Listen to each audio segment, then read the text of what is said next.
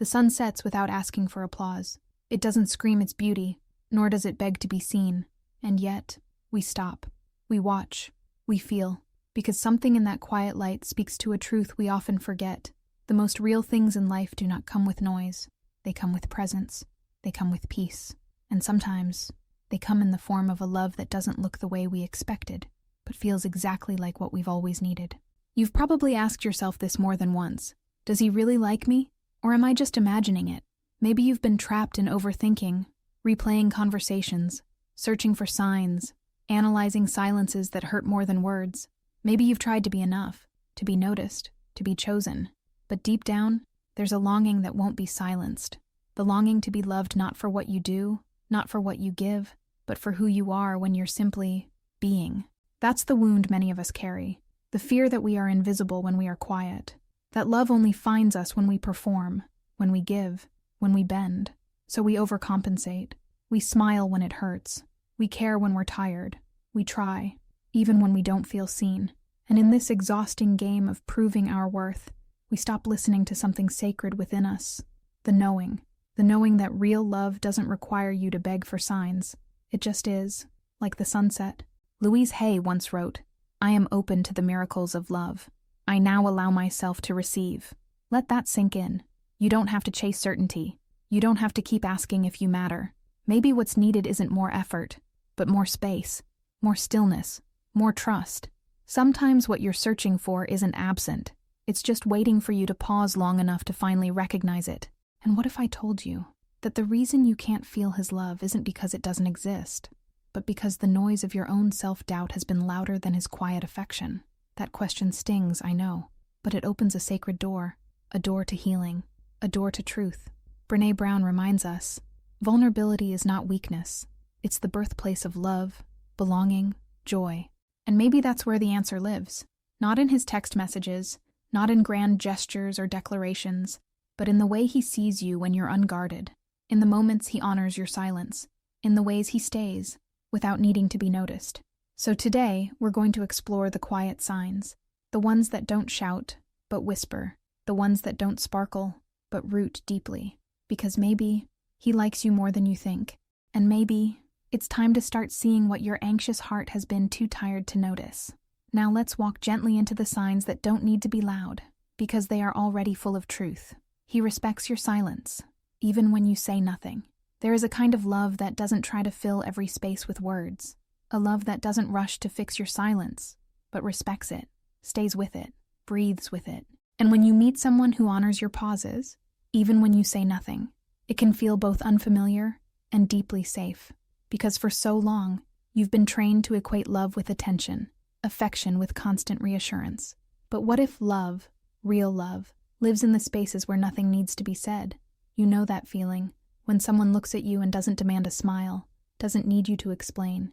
He just sees you, as you are, tired, quiet, unsure, and he doesn't pull away. He doesn't try to make your silence about him.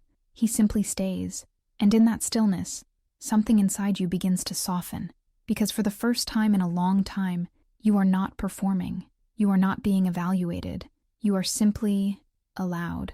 Louise reminds us, "I deserve to rest and be honored just for being."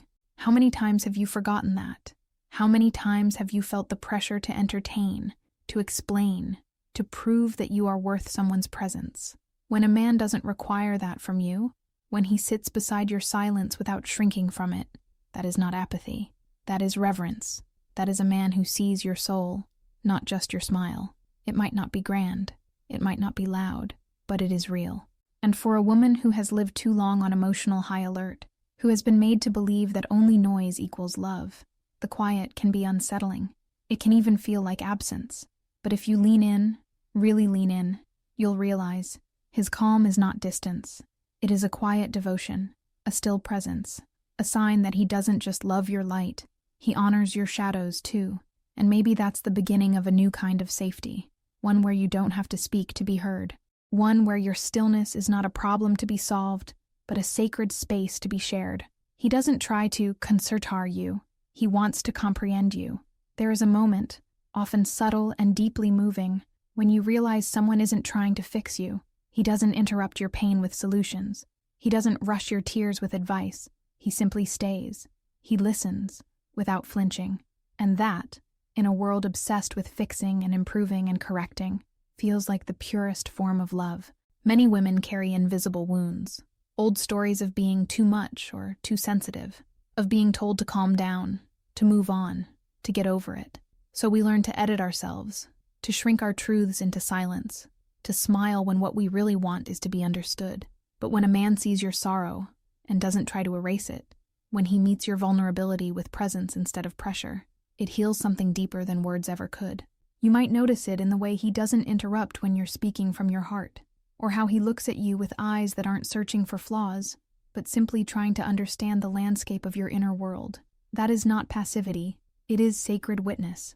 And sacred witnessing is one of the most powerful acts of love. He may not have the answers.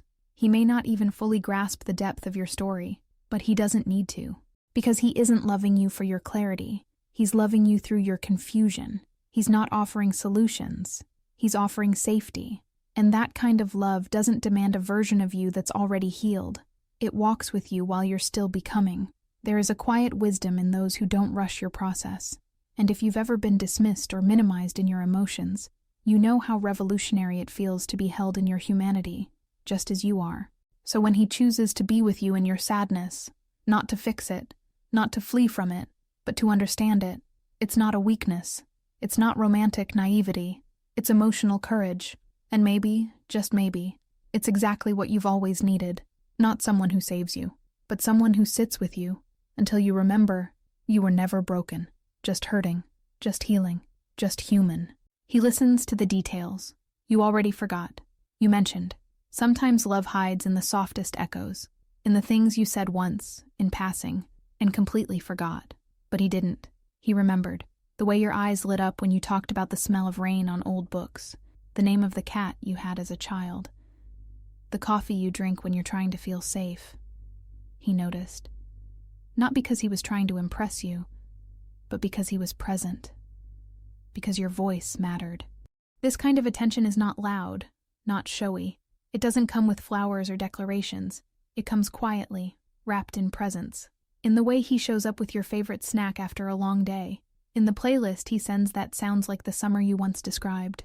In the message that simply says, "I remember what you said about your dad, and I just wanted you to know I'm thinking of you today." That's not strategy. That's affection with memory. Love with depth. You might overlook these moments, especially if you've been taught that love has to be big to be real. But what if the truest love is the one that doesn't need to shout? What if it's the one that listens when no one else does, and keeps listening, even when you've stopped speaking? There is something profoundly healing about being remembered, about having your emotional fingerprints honored without needing to be dramatic or loud. And when someone holds the small fragments of your story as if they matter, that's love. That's presence. That's someone who isn't just hearing, he's receiving you. Louise Hay believed in the power of loving attention. She taught that when we feel seen, we remember we are worthy. So maybe, the next time he brings up something you forgot you shared, pause.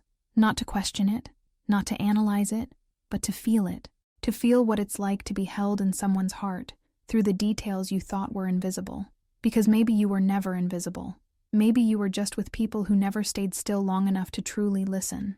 And now that someone is, let that listening become your healing. Let it soften the places inside you that once believed you had to speak louder to be loved. His presence fills the room without pressure or performance. There's a kind of love that doesn't ask you to shrink or sparkle. It doesn't demand you to entertain, impress, or carry the weight of the moment. It just allows. When he enters the room, there's no pressure to be anything other than who you are. And when you're beside him, the air changes. Not with tension, but with peace. Not with urgency, but with quiet safety. His presence doesn't dominate. It softens. You feel it not in grand gestures, but in your own body. In the way your shoulders relax. In the way your breathing slows. In how you forget to be self-conscious. Because something about him makes you feel like you're enough. Even in stillness. Even in silence. This is not about chemistry that burns fast and loud. It's about resonance. It's about emotional regulation through connection. It's about being seen in your calmest self and knowing you are safe here. So many women are used to relationships where they have to earn their place, where they must keep the energy high, keep the conversation going, Keep proving they are lovable. But what if the love you deserve feels nothing like performance and everything like permission? Permission to exhale. Permission to be unpolished. Permission to exist without fear of fading in his absence. When you are with someone who fills the room with presence, not with noise, but with grounding, it's a sacred mirror. It reflects back a truth you may have forgotten, that love doesn't have to come with adrenaline. Sometimes it comes with stillness. Sometimes it comes when your nervous system finally lets go. Louise Hay once wrote, "I now choose to create a life that feels good to live in." That choice extends to love too. And when someone helps you create moments that feel good, not just exciting, but safe, nourishing, gentle, that is more than affection. That is alignment. So ask yourself, how do you feel when you're next to him? Not what he says, not what he does, but how your soul feels in his presence. If there is peace, there is love. If there is ease, there is depth. And if there is no need to perform, perhaps that is the loudest sign of all. Story: the woman who only perceived the love when she finally paused to receive. She had spent most of her life chasing clarity, searching for the sentence, the gesture, the grand confirmation that she was truly loved. In every relationship, she scanned for signs. Was he thinking of her? Did he miss her? Did he feel what she felt? Or was she just another name he'd forget too soon? And with each unanswered question, her anxiety grew roots that wrapped around her chest and made it hard to breathe. This woman was not dramatic. She was not needy. She was simply tired. Tired of loving more than she received. Tired of guessing her place in someone's heart. Until one day, she met someone different. Someone who didn't chase, but didn't run either. Someone who didn't make promises, but kept showing up in quiet, steady ways. A ride to the airport. A text just when her day fell apart. A silent presence when the world felt too loud. But still, she doubted. Because this love didn't come with fireworks. It didn't look like the movies. It wasn't loud enough to drown out her fears. So she kept asking, testing, needing something more visible, more certain. Until she reached a moment of exhaustion so deep, she stopped. She stopped trying to be loved. She stopped asking to be chosen. She just paused. And in that pause, something shifted. She began to notice what had always been there. The way he listened with his whole body. The way he made space for her dreams without needing to be the center. The way he celebrated her joys without envy, and stayed near her sorrow without fixing it. She realized that love was never absent. It had been quiet. It had been gentle. It had been waiting for her to be still enough to receive it. That's when the healing began. Not because he changed, but because she finally did. She stopped measuring love by intensity and started measuring it by peace, by safety, by how much of herself she could bring into the room without fear. And the more she received, the more she softened, the more she trusted, the more she could see him clearly, not through the lens of old wounds, but through the truth of his quiet devotion. Louise Hay often taught that love is everywhere, and I am loving and lovable. And perhaps that was the lesson. Love doesn't always arrive the way you expect. Sometimes it comes in whispers, in warmth, in a kind of presence that doesn't ask for attention, but offers deep belonging. She didn't need more signs. She needed more stillness. And in the stillness, she found what had always been true. She was already loved. She had just been too busy searching for noise to hear the silence that held her. Yar honors your boundaries, even when they don't favor him. Love that respects your no is love that understands your worth, not just when it's easy, not just when it benefits him, but especially when it doesn't. A man who honors your boundaries, even when they challenge his desires, even when they make him wait, even when they ask him to step back, is a man who values your integrity more than his convenience. And that is rare, but it is real. You might not notice it at first, because for many of us, love has been tangled with compromise. We've been taught to bend, to yield, to say yes when everything in us wants to say no, just to keep the peace, just to keep the person, just to keep ourselves from being left. But a man who loves you in a way that lets you choose yourself, that's not just affection, that's reverence. You feel it when you say you're not ready, and he doesn't punish you with silence, when you set a limit, and he doesn't guilt you or withdraw, when you express discomfort, and he listens, not to defend himself, but to understand you. That's not weakness, that's emotional maturity. That's someone who knows that real love doesn't violate, it honors, it asks permission, it receives you on your terms, not just his own. Louise Hay taught that, I am safe in the universe, and all life loves and supports me.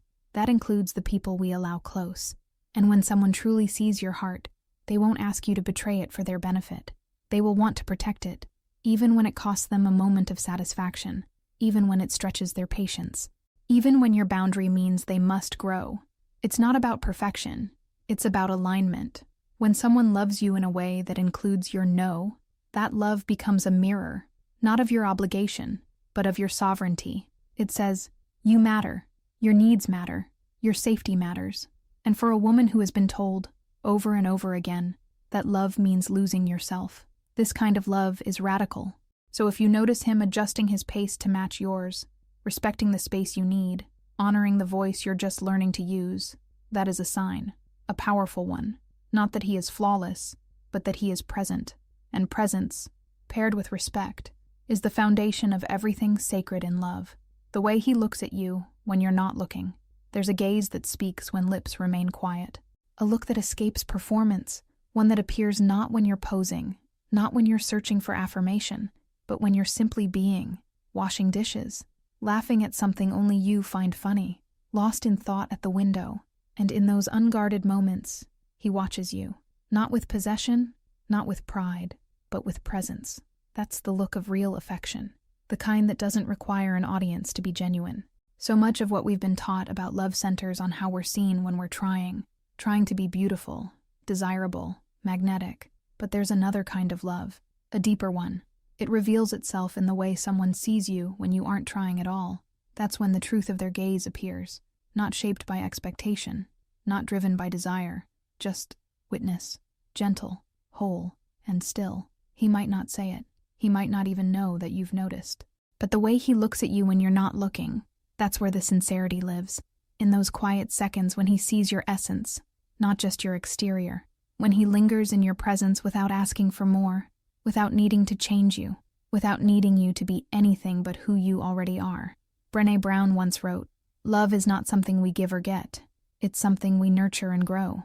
And nurturing doesn't require noise. It doesn't perform. It simply stays, sees, and softly holds space. That gaze, the one that meets you in your rawness, is a form of love that heals without pressure, a mirror that shows you your own light, even when you've forgotten it's still shining. There's something sacred about being looked at with softness, especially for the woman who has spent a lifetime feeling like she had to be more to deserve love. When a man looks at you like you're already enough, not because of what you do, but because of who you are in stillness, that's not infatuation. That's devotion. And perhaps the real gift is this. When he sees you like that, you start to see yourself. You begin to believe in your own quiet beauty, your unpolished magic, your resting worth. And maybe, in those silent gazes, you'll finally feel what you've always longed to feel. Not desired, not pursued, but cherished, seen, held, loved. He doesn't always have the words, but he teaches you to trust what isn't said. Not every man speaks fluently in the language of feelings. Some stumble, some pause, some struggle to find the words, not because they feel nothing, but because they feel so much, so deeply, that language falls short. And yet, when a man doesn't always have the words but continues to show up with consistency, with care, with presence, that is a conversation all its own, one you feel, even in the silence. For the woman who has lived through relationships filled with empty words, promises that were never kept, and declarations that faded with time, this kind of silence can feel confusing. But there's a difference between silence that withholds and silence that holds. A man who teaches you to trust what isn't said is someone who's inviting you into a new kind of intimacy, one where actions are not just gestures, but extensions of truth. It's in the way he looks at you across the table when words aren't needed, the way he remembers your fears and respects your boundaries, the way he doesn't disappear when things get complicated. He may not know how to express every emotion, but he stays, he listens, he chooses you again and again, without needing applause, without rehearsed speeches. Louise once wrote, "I trust the process of life. I trust the unfolding of love. That unfolding isn't always loud. Sometimes it's soft. Sometimes it's in the quiet coffee made in the morning, in the way he stands closer when you're overwhelmed, in the way he sees your tears, and doesn't try to erase them, but simply says with his presence, 'I'm here.' When you've been hurt by silence, learning to trust it again feels like a risk. But not all silence is neglect. Some silence is sacred space, a place where love breathes without pressure. a place where the soul speaks in the pauses, in the glances, in the stillness that invites you to rest, to receive, to believe. And maybe, the more you tune into this quieter kind of love, the more you realize you don't always need the words. You just need the truth behind them. And sometimes, that truth is already holding you, quietly, steadily, faithfully. You feel more like yourself when you're with him, not less. There is a kind of love that doesn't require you to become someone else. A love that doesn't dim your light, doesn't reshape your essence, doesn't ask you to choose between belonging and authenticity. Instead, it welcomes you, all of you, even the parts you've hidden, especially the parts you were once told were too much. When you're with him, you don't feel smaller. You feel more like yourself, more whole, more real, more alive. That kind of love doesn't come with constant excitement or butterflies that make you anxious. It comes with steadiness, with deep exhale, with the soft realization that you're not being judged, evaluated, or measured. You're just being. And in that being, something inside you expands. You laugh a little louder. You speak a little freer. You dream a little wider. Not because he gives you permission, but because his presence reminds you that you already had it. For many women, the pattern has been the opposite. Love that required shrinking, affection that depended on pleasing, relationships that rewarded masks over truth. So when someone comes along and doesn't ask you to change, it can feel disorienting. But disorientation is not danger. Sometimes it's just your nervous system learning what safety feels like for the first time. Louise Hay believed deeply in the power of being our full selves in love. She said, "I am in the process of becoming the best version of myself." The right relationship doesn't interrupt that process. It nurtures it. It supports your growth. It cheers for your healing. It doesn't get intimidated by your strength or overwhelmed by your softness. It meets you where you are and honors where you're going. And perhaps the most beautiful sign is this. When you are with him, you don't feel like you have to prove anything. You don't have to perform. You don't have to pretend. You just get to be. And in that being, you feel more at home in your own skin. Not because he completes you, but because he reminds you you were already complete. That's not fairy tale love. That's conscious love. That's love that sees the woman behind the wounds, that honors her voice, her silence, her story, that stands beside her as she returns to herself. And if you feel more like you when you're with him, not less, then maybe, just maybe, you've stopped losing yourself in love. You've started finding your way back home. When you stop doubting your value, you start recognizing his love. There's a shift that happens quietly, but powerfully, when you no longer search for proof of your worth in someone else's hands, when the mirror you hold is no longer polished by their affection, but by your own reflection. That's when love becomes visible, not because he changed, but because you did. You stopped begging the question, "Am I enough?" And in that stillness, the truth found space to rise. So often the signs have been there, the tenderness in his voice when you're overwhelmed, the way he tries, even if clumsily, to be present when you need him most. The little things, so easily dismissed by a heart that has been conditioned to expect abandonment. But when your internal compass begins to point toward worthiness, you notice, you receive, you trust, not blindly, but bravely. Louise Hay wrote, "I am worthy of love simply because I exist." And that simple truth, that quiet affirmation, becomes a lighthouse. It helps you see beyond your fear, beyond your doubt, beyond the parts of you that still ask if love must be earned. It reminds you that love can be chosen, felt, accepted, not chased. Brené Brown echoes this in her words, "You are imperfect, you are wired for struggle, but you are worthy of love and belonging."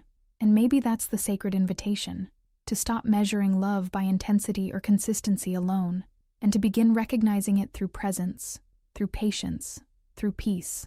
The symbol is this, a still body of water. When agitated, it reflects nothing clearly, but when calm, it mirrors everything back. That's what happens in love too. The more you settle into yourself, the clearer everything becomes. The love he offers, the stability he brings, the tenderness he never stopped showing. You just couldn't see it while you were still spinning in fear. So maybe the question is not, does he love me? Maybe the deeper question is, can I love myself enough to believe it? Because sometimes, the greatest distance between us and love is not the other person. It's the voice inside us that says we are not enough to receive it. And if that voice begins to quiet, you'll hear him. You'll see him. Not perfectly, not always, but truthfully. And when you do, When your inner calm returns, everything softens, not because love became louder, but because your fear became quieter. If this message touched something inside you, I invite you to stay with this energy. Subscribe to this channel. It's a space created for women like you, who are learning to love without losing themselves. And if you're ready to keep walking this journey of emotional awakening, click the video on your screen now. It's waiting for you, like a soft voice in the dark, guiding you back home.